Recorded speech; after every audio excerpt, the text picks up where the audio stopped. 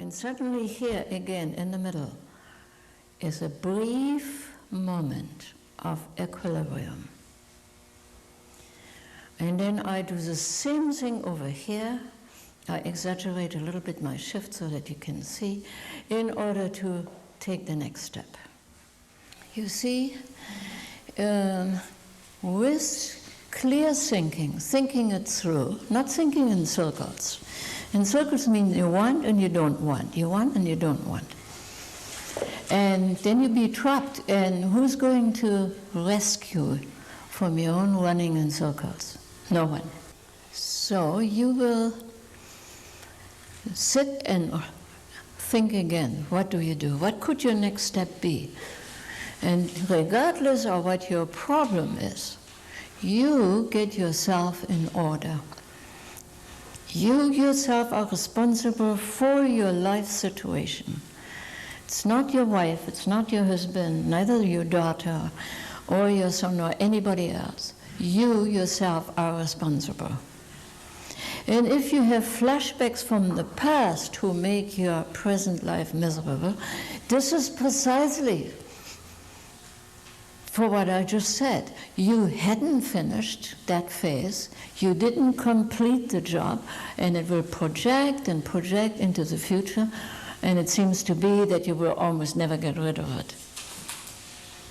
So clean up your table from before. The next thing is, if you do want to solve a problem, or if you want to investigate, maybe the problem is you want to go into a new business. How would you go about that? You would try to find out anything possible about that new business. Visit other businesses, find out, talk to those people, whatever it is. Get yourself as many information. If again, totally unprepared, without shifting the weight now to this new idea and getting your facts, you can take the first step. And after the first step, there come more. So the very first step has to be very good, very solid, very well thought through. So that's important. This is a particular Buddhist school, and I had the good fortune of meeting the abbot of the in Thailand, of the Bangkok monastery, who had also traveled in Germany and all this. So we had a very good rapport with each other. He liked German umbrellas, to my great amazement. And so he had somebody instructing me in that. So here I was. Now I was going to stand here and decide this is where I'm going to go. Okay, after the beginning of the walk, and which took a while because he would not tell me what I told you. He would ask me, when I make a step, no, what did you do? I just took my foot forward. Yes, but what else did you do? You see, our thinking is so superficial. We don't even know what we do with our body. Now what shall I do with a new business or a new life, you know? So the details can sometimes upset entirely a mechanism that you have set up. So having all this now found out and spent some good 3 hours on that, which was not the total experience that came later. So I do the same thing. I move towards this as far as I was permitted to go, and then he said, you look at this from the north and the east and the south and the west. And I said, why making it so complicated?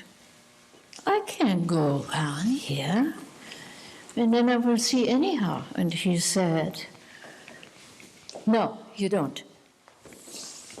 A problem has to be looked straight ahead, not from the angle of an eye, in a distorted way. That's what your mind loves to do.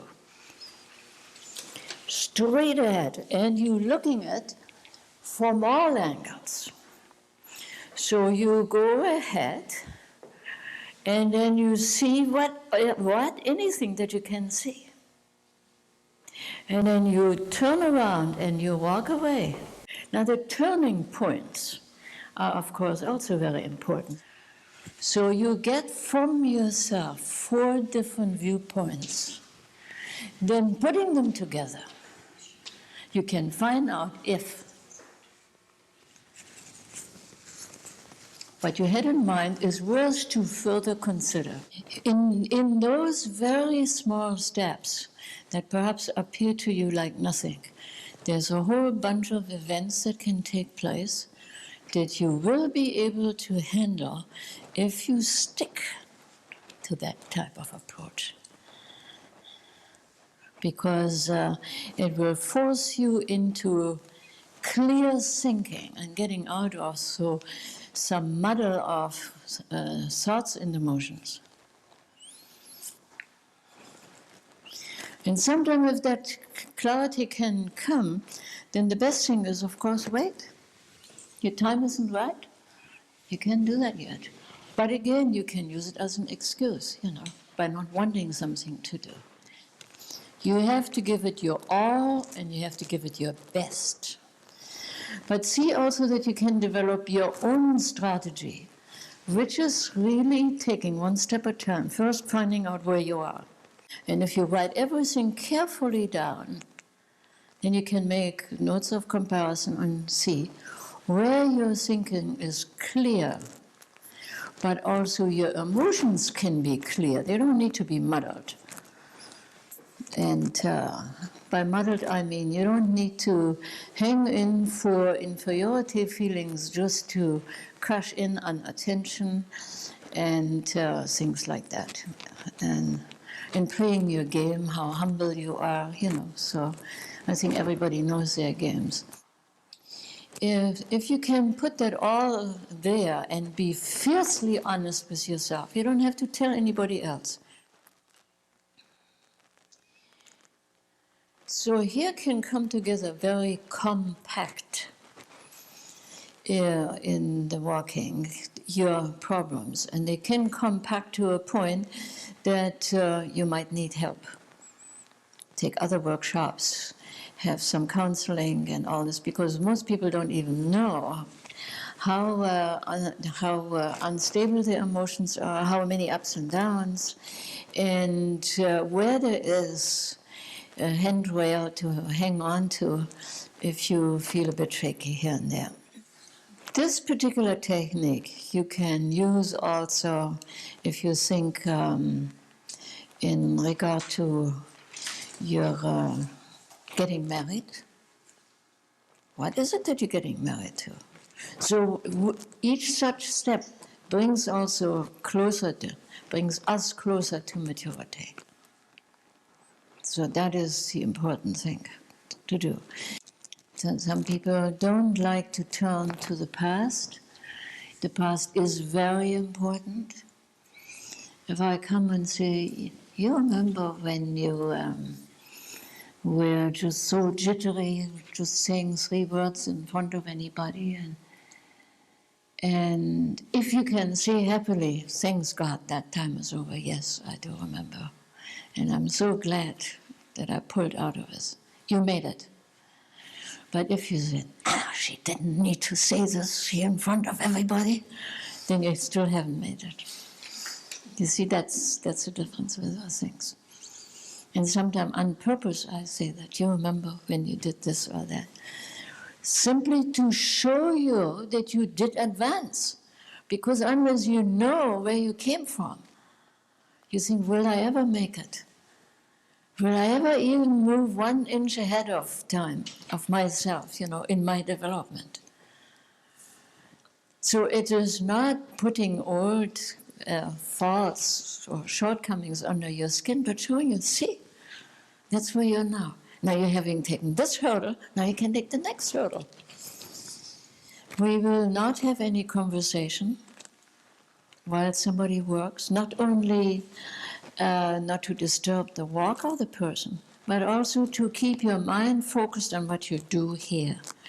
And if you talk as little as possible, I certainly will appreciate it. If you go down to main house for lunch, put a little note on silence. You see your mind gets scattered in no time. And the old monkey in you is da-da-da-da-da-da-da-da-da-da. And what you gain in a couple of hours here in the morning is simply talk to death.